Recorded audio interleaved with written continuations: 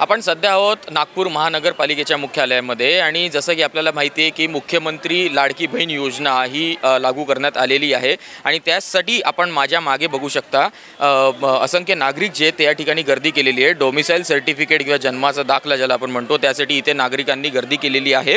या ठिकाणी फॉर्म जो आहे तो फॉर्म कलेक्ट करण्यासाठी गर्दी आहे। आपल्यासोबत काही नागरिक आहेत त्याच्यासोबत आपण बोलूया। सर कितने बजे से आए आप यहाँ पर? हमारा फिर भी नहीं, हमारे 12 बजे आए, 12 बजे से आए। तो आपको अब तक फॉर्म मिला नहीं मिला? नहीं, अभी तक के फॉर्म नहीं मिला ना, ख़त्म हो गया बोलते फॉर्म ख़त्म हो गया। जन्म तारीख का फॉर्म लेने आए हैं, वो फॉर्म ख़त्म हो गया उनके। जन्म तारखेचा फॉर्म जो है तो घ्यायला आले ते संपलेला आहे म्हणतात ते। मैडम क्या बताओगे आप, कितने बजे से आए हो, कितने बजे से आपको यहाँ पर खड़े रहना? बहुत देर से आए हम लोग, बहुत देर से आए। काउंटर पे थे ही नहीं कोई भी, काउंटर पे कोई भी नहीं है। आपको अब तक फॉर्म मिला नहीं मिला? नहीं मिला।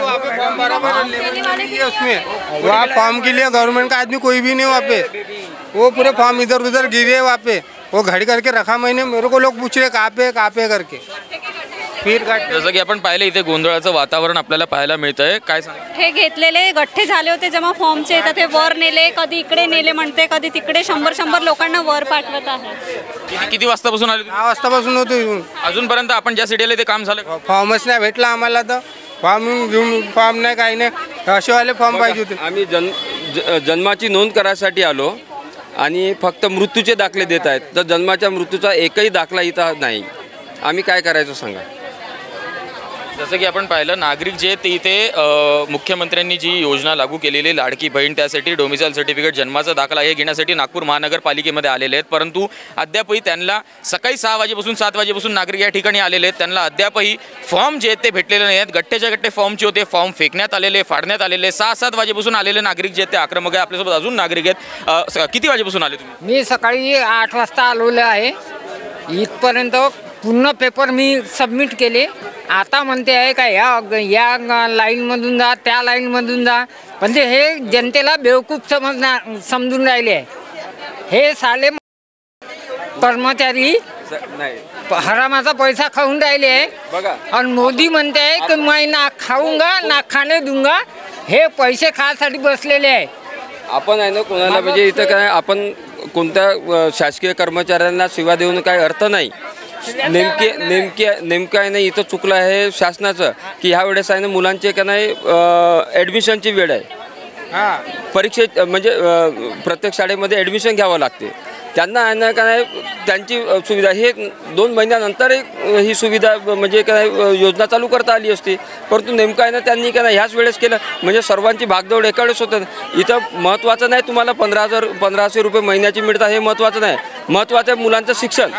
मुलांच्या शिक्षणाचे काय जन्माचे दाखले काढणे, वडिलांचा मृत्यूचा दाखला काढणे हे महत्त्वाचं आहे की तुम्हाला 1500 रुपये महत्त्वाचे आहेत? मला हे विचारायचं आहे सर, मला हे महत्त्वाचं नाही की म्हणजे आपण आहे नाही की नाही 15।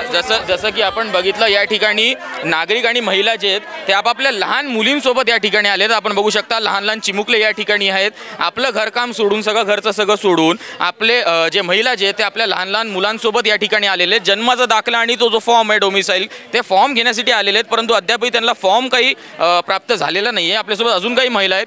ताई तुम्ही किती वाजेपासून आले, तुम्हाला अद्याप फॉर्म? 10 वाजतापासून आलो आणि लंच टाइम 2 वाजेपर्यंत असते, तो 2चा टाइम निघून गेला। किती वाजले मग तरी ते काही करत नाही। कालपासूनचे फॉर्म कचऱ्यासारखे पडले आहे। सकाळपासून येऊन बसलो तर आम्हाला सुद्धा नाही मिळाले फॉर्म। सकाळी लहानपण उन्हात आणत बसलो आम्ही लोक येते, सरकार म्हणते वेळ वाढवली आहे म्हणते कामाची, आणि इथं 1 वाजता बंद करून दिले।